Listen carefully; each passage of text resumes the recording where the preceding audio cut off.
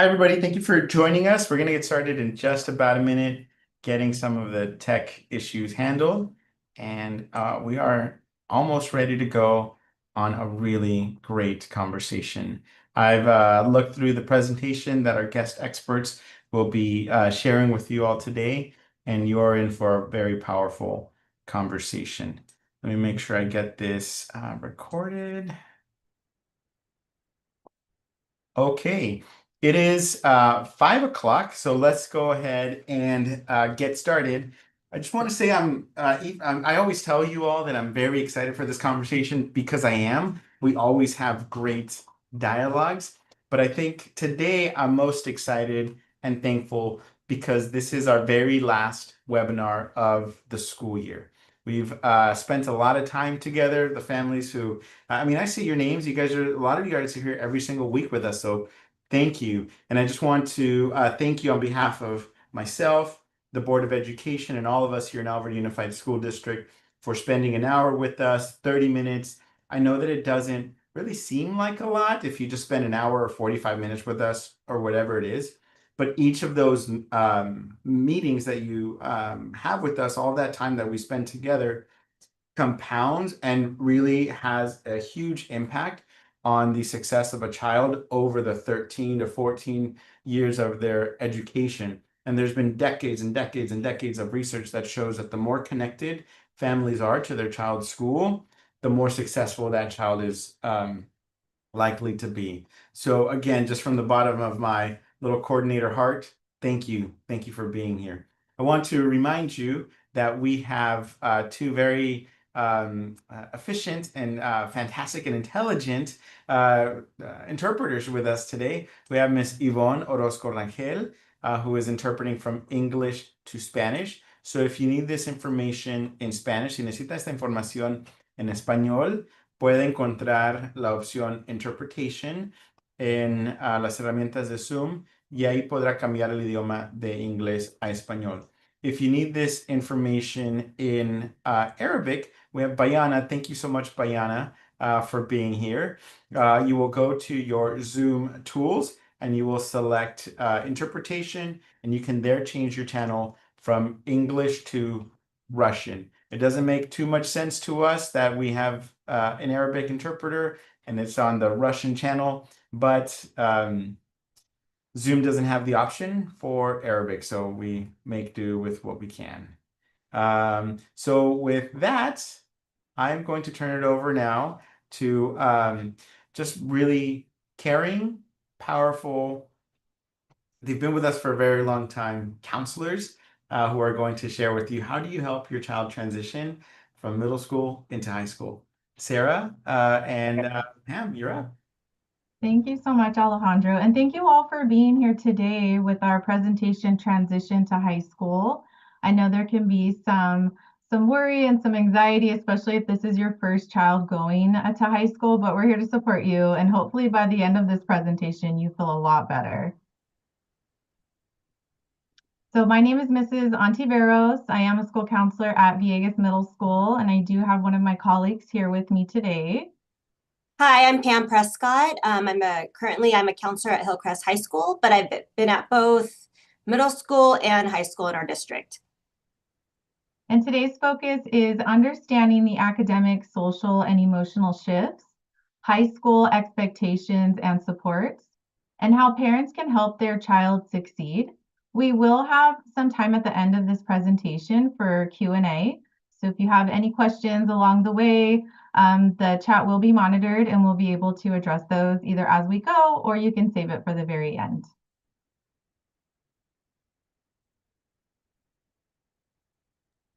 Okay, so our first slide is going to be understanding the transition between middle school to high school. And I'm just going to touch on some, key topics, and then you can go ahead and, again, just add some questions in the chat, and we can address those at the end. So one of the things is it is more academic rigor and independence. There's, your students are still going to be transitioning 6 classes. And is a larger campus. At Hillcrest, we have about 6 minutes to get to each class. I believe that's going to be the same with the other 2 high schools. So at times, especially at Hillcrest, if you're over by the portables and you got to get to the third floor of the 400 building, there's not much time to chat with friends in between. But they're young and they can handle it. So another thing would be some additional like peer pressures, new social groups, lots of peer changes, and a lot of our freshmen, find it a little bit difficult to have to make those changes in friendship groups, but we are here for that, to help them navigate through that. We are emphasizing self-advocacy, because we're trying to teach them to be a lot more independent. So we want to make sure that they're on top of their work, they're advocating for themselves, with their teachers, with you guys as parents, and then also with us as counselors. And then also we are definitely going to be discussing the graduation requirements and also college requirements. So we'll be doing that at the very beginning of the school year. And we discuss it maybe like at least 3 times per year as their students here at the high school. Thank you, Ms. Prescott. So high school expectations and supports. High schools do operate slightly different from the middle school. So students do have the option to choose classes from a broader range of options. That includes electives, career pathways, honors, AP classes. But I do want to let you know, just in case you weren't aware, during I believe it was the month of March, the high school counselors actually came down to the middle school sites and one-on-one met with your student. And so their schedule has already been created. Hopefully there was some conversation about what was chosen at home, but that conversation can still happen if you're not sure what it is that your child chose. There is expectation around attendance and behavior, just as it is in middle school. But this is more closely linked to long-term outcomes like college and career readiness. So the good news is the high school counselors and school overall does really support your student. And so it's just a matter of keeping the communication open. Your student will be taught how to advocate for themselves. They will understand how to get in touch with their high school counselor. And it's important to become familiar with your student's counselor as well. I believe each high school does operate or has a caseload by alpha, depending on the last name. Mr. Cisneros, was there a question? There is, yes. We received a question in the chat about schedules for home-based instructional program. Ms. Prescott, do you want to touch on that one? Yeah, sure. So for home-based instruction, the students are still required to have 6 classes.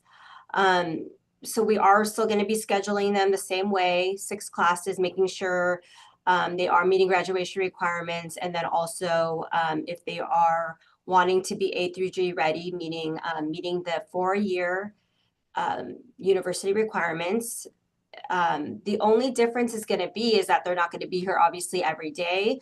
So the way we would communicate with them is through email. So this would go for, not just our home-based students, but all students. Checking their email on a weekly basis is very important. That's how we communicate.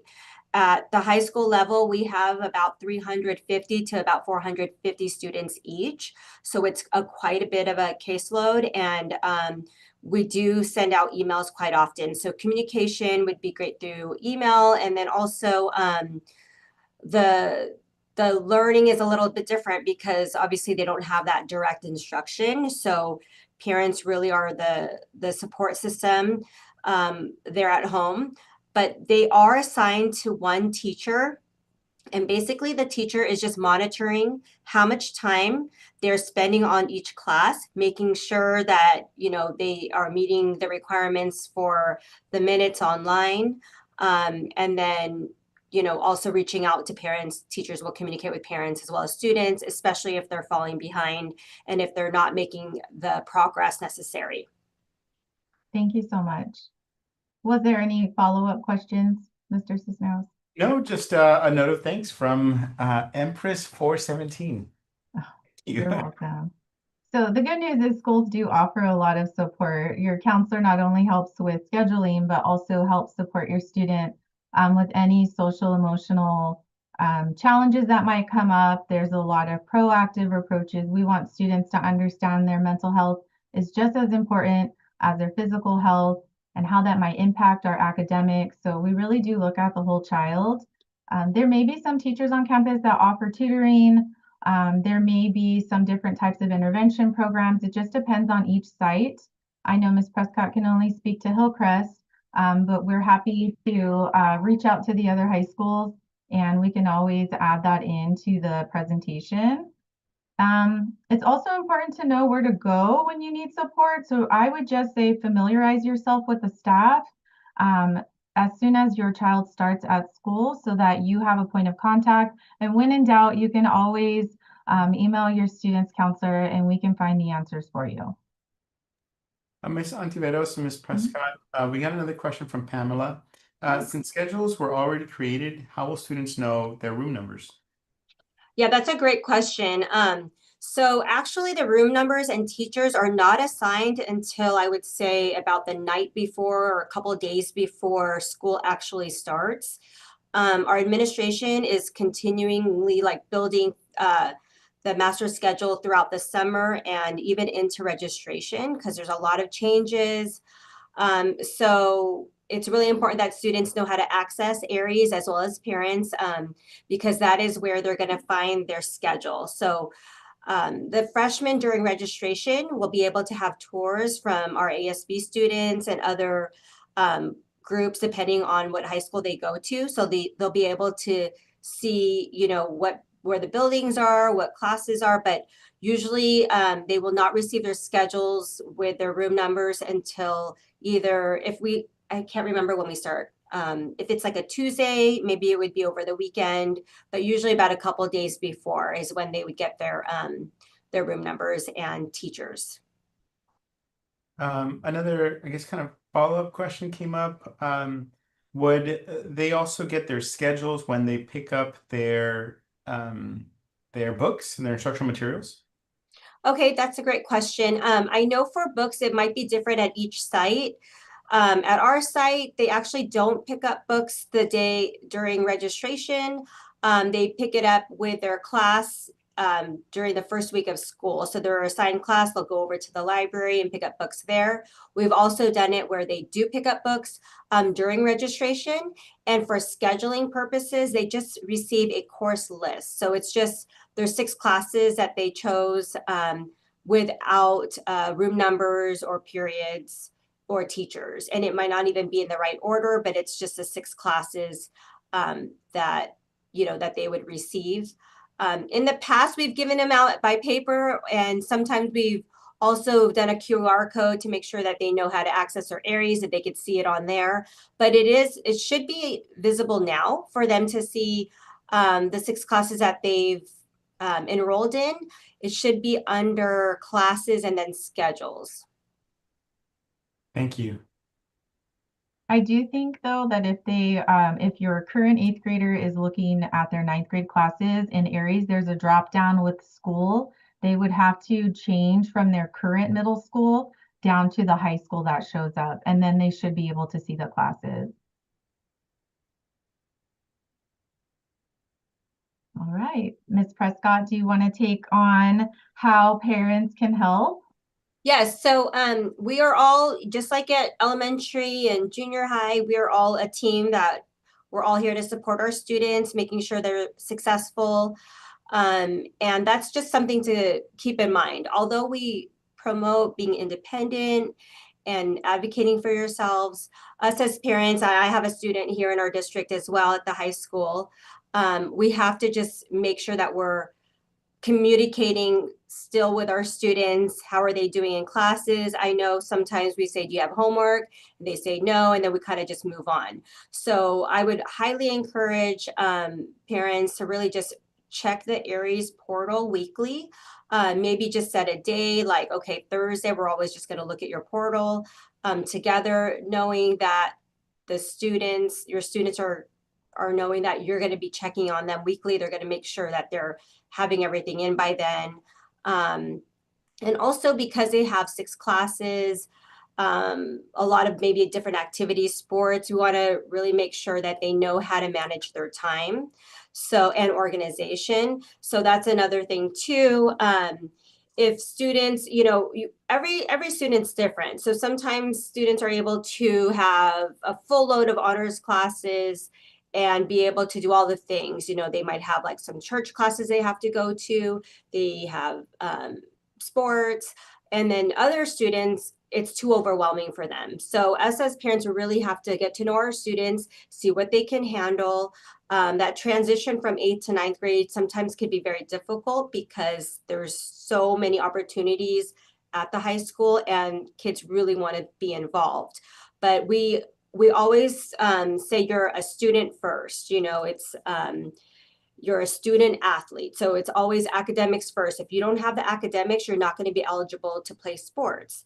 So, just really encouraging that time management, being involved, but also making sure that we're helping them balance their time between, academics, but also some downtime too, because kids are here for a long period of time. They go to practice and then they're home, they're tired, they need to eat. But just really just making sure that students are healthy and encouraging that balance. I know as parents, we really want to push our kids to be involved in everything, to take like those advanced placement classes. And that's okay, but we really have to make sure that our students can handle it and it's not too much pressure. So once they start falling behind, that's when we can connect, as counselor parents. You can also contact teachers as well, but we can work on that together to see the best, case for your student. So again, each student is different. You might have a daughter that can handle everything, but then a son that may not be able to, and that's okay. So, I have 3 kids myself, 1 in college, 2 in high school, and all 3 of them are very different. So I would just make sure that they have that balance because their mental health is also equally as important as academics. Thank you. And that's where we're going next. Actually, that was a perfect segue. So supporting mental health in high school. High school does bring new challenges with academics and social pressures. Students are used to passing classes in middle school and not having credits attached. So that is very different when you get to high school. Mental wellness supports success and resilience. So we want to make sure we're taking care of that mental health along with any academics, our physical health as well. And we know that early intervention does prevent long-term challenges. So we really want to make sure that your students are equipped with healthy coping skills so that when school does get difficult or challenges arise, we know how to cope with them in a healthy way. Some advice I would say for parents to look out for if you start to notice your student is having major changes in mood, behavior, or sleep patterns. If they're starting to withdraw from friends or from activities and losing that motivation, and you see a drop in academic performance, that is something that we would want to definitely intervene with. You want to let your school counselor know so that we can support at school. And if you're not sure how to connect them to outside resources, we are also able to make referrals. So it's really just a matter of paying attention to your student. It is a transition. You may see some changes, but when you see a combination of red flags or something's not right, I know my child, they're not acting like themselves, that's when you want to intervene immediately. And if you're not really sure how to do that, school counselors are there to help. Ms. Prescott, I know since you're at the high school, I was curious. I know some high schools have wellness centers or other, I guess, not counselors, but maybe therapists at site or social workers. Do you also have that at Hillcrest? Yeah, so at each one of the high schools, we have social work interns that work with students on their mental health. We are partnered with a Wiley Center. So we also have a Wiley counselor that also works with students with mental health, because a lot of times at the high school, I would say like the main difference in counseling from the middle school to high school is we focus a lot on academic I wouldn't say focus, but a lot of our time is spent on academic and career, what students are doing after high school. Because we're making sure that our students are graduating, they're passing their classes. So not too much time is spent on personal counseling. So once they come in for counseling, we might spend maybe like 20 minutes with them, maybe half hour, but we don't want to take away from their class. If we feel like they need a little bit more mental health support, we will refer them to any of those resources on campus, and we might even make a phone call home to suggest, other outside resources that we have as well. What was the other question? I think you had. I think you answered Okay. it. I think that is a big difference from middle to high school because I spend a lot of time in that social emotional component. Of course, yes, we focus on academics and college and career readiness as well. But because I have students in the age where, there's so many changes happening and there's a lot of autonomy happening and they're trying to figure out their feelings and what to do with those. There's a lot of social emotional time, personal counseling spent in the middle school. But when you go to the high school, like Ms. Prescott was saying, it is a little bit more academic focused. However, should they still need that support, there are other service providers on campus. So if you're not sure where to go, you can always ask the school counselor, or even I believe you have a secretary at the high school for school counseling, correct? Most of you, Ms. Prescott? Yes, we do have somebody in the office that will manage like the administrator and Okay. counseling, so they can. Okay. Yeah. I wanted to just quickly address one of the questions in here about registration. And so the high school should now have our registration dates. I know Hillcrest is the last week of July. So if you are going to Hillcrest, we're the last week of July. Yes, you will get a message through Parent Square, but you might want to just reach out to your high school to see the date, because I know that families are busy and having some plans over the summer, and we don't want you guys to miss registration. However, I will say for registration, the students will go through each station, making sure everything's done on Aries, because registration is done online. There'll be time for them to purchase any kind of like spirit gear. And at Hillcrest last year, I believe we did it. Yeah, we did books. I don't think we did books during registration. I think it was during that first week of school. But that's also a time for you to meet with counselors if you have any questions. But pretty much that's it. So it's not really too much if you don't really have questions for your counselor. And if everything's already done and complete online. So if you are worried about vacations or anything like that, just reach out, email your school counselor, and then, just kind of let us know that you won't be there, but we'll make sure that the front office knows that they are attending. They're just absent for registration. So I wouldn't worry too much about registration. Thank you so much. And then just before we move on from mental health, I just want to remind you all as well that on the back of every student ID card, there are some support text lines for crisis intervention. And then there's also so many free apps that students can access on their phones that can help support mental health. There's the Calm app, has a lot of free features, Headspace, Teen Talk, and one that seems to be really popular right now is called Finch. Finch. It has a little bird. And students really like that because when they check off things on the list, they get to dress up their little character, and it's just very interactive. So I just wanted to make sure I threw that out there as well. Next up, we're going to look at different things offered at each high school, and I will let Ms. Prescott just do a quick overview of those. Yeah, so we're just going to show you just a few of the programs that each high school offers. It's not going to be the complete list. I would say I would refer at the end of this presentation. We'll have the each school's website. But this is, each school offers something a little different, a lot of similarities. I will say for most sports require a tryout. So if your students are really interested in trying out for a sport, I would definitely contact or look at the athletic website for your high school. And if you can't find it, then I would reach out to the athletic director from that high school, just because there's a lot of summer tryouts and I wouldn't want your students to miss out.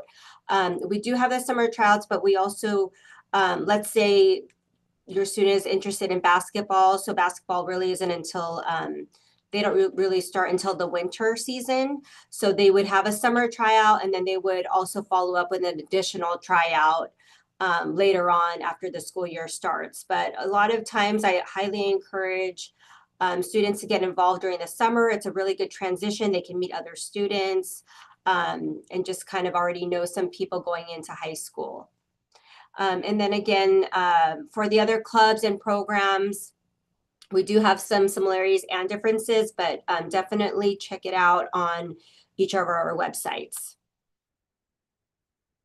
I know that each high school will have a club rush week, usually at the beginning of the school year during lunch. A lot of that information will go out through Parent Square, and it's just kind of encouraging your students to participate in that and get involved. I highly recommend, there's a club for everyone on campus. And even if there's not a club that they're interested in, students can create their own clubs.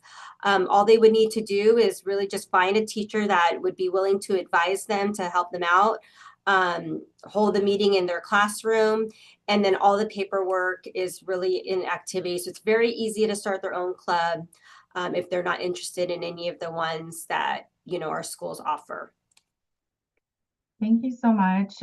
Before we wrap up, I do want to share just some helpful tools or maybe reiterate that to make sure that you're signed up for your school's parent portal so you can still monitor grades and attendance. That communication piece is very important, even though they are getting older. And then, of course, once you're on, you have a chance to look at each of the, or whatever high school your student is going to, that website. I would start marking your calendar down with important dates. Especially once that orientation date or registration date is posted. It's really a great way for students and families to get familiar with the high school campus and to meet some key staff members. So at this point, we would like to open it up if there are any other questions. We're here to help. Mr. Cisneros, let me know. Yeah, thank you. So families, you can either turn on your microphone and ask the question if you still have one, or feel free to put it into the chat. We have a question from Sapna. It says, where can we get a copy of the slide that lists all the programs and activities at the high school? So Sapna, what I do is on our albertschools.org webpage, I have a section on family engagement. If you look at that section, then you'll find the recordings. All of my webinar sessions are recorded. And then along with the recording, you'll be able to access the slide deck. So that should be up in maybe about a day or so. But actually, I can get the link in just a second. Trying to do two things at once. I can do it, multitasking. Do we have any other questions? Yes, I'll put the link in the chat right now. And I do want to say the list that we compiled, I did make sure I spoke to all of the high schools to make sure that it was accurate, but I would still suggest looking on the high school website, just in case there have been any changes or maybe there have been additions. That's where you will find the latest information. I've just put into the chat the link to today's slide deck. And if you advance a couple of slides, you'll see the list that Mrs. Prescott and Mrs. Ontiveros have created for you all. So thank you, Mrs. Prescott. Thank you, Mrs. Ontiveros. I do have a question, Mrs. Prescott. Can you talk about the different CTE pathways that exist at our different high schools? And then how can students get tapped into those pathways? Sure. So if you can, yeah, we'll go over here first. Should we start with Novi first? Sure. It's up to you. Okay. Okay. So I'm not familiar with every high school. I know that at Novi, They do offer quite a few more pathways, I believe. Like they have the Green Constitution plant. I believe they have a construction academy. I believe they have welding there, auto mechanics, film. So even with each pathway, with the way the students would be involved is they would just pretty much talk to their counselor and make sure they register for the intro level class. So with Hillcrest, we have our film pathway, our drama pathway, and our retail sales and marketing / business pathway. So with it's just as easy as making sure that your students register for that intro level class with whichever they're interested in. I know at La Sierra, they have the business academy. Oh, they don't have the business academy. Sorry. I was at La Sierra quite a few years ago when they did have the business academy, but they have the health academy and they have a culinary arts program. And they So just started also their law enforcement academy too. Oh, awesome. yeah, so I mean, just reaching out to their counselor to see if they are enrolled in it, if you aren't able to view it on their Aries. And then I don't know if, depending on each school, we're able to, at our school, our pathways, you could start as freshmen. But, you know, for example, for last year, I'm not sure. So I would probably just reach out to your student's counselor to see if you are interested in, let's say, the health academy, if they're able to start that off right as a freshman. Beautiful. Yeah. So families, I think the guidance that we just received from Mrs. Antiveros and Mrs. Prescott is if your child is interested in the different pathways, just reach out to the counselor so they can tell you what the pathways are that are available at the different school sites and really what it means to be a pathway, what the benefits are from the pathways, and then how to tap into them. Thank you, Ms. Antiveros and Ms. Prescott. Families, do you have any other questions you'd like to ask our guest experts?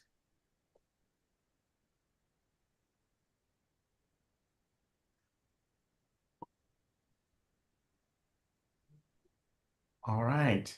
Hearing none, what I'd like to do is first give Mrs. Prescott, Ms. Antiveros, a big thank you. Thank you for this presentation. Thank you for all the information that you've provided. And I think thank you for encouraging our families to maintain that engagement, maintain that connection, and seek out support when it's needed, both academic and mental health. So thank you. Families, what I'd like to do is I'd like to give you an invitation. This is the first time, so it's kind of like the exclusive, right? Like the first time that we've announced this. Flyers are going to be going home to all families, I believe, next week. And so we're having our second back to school backpack fair and big extravaganza. It's going to be very exciting.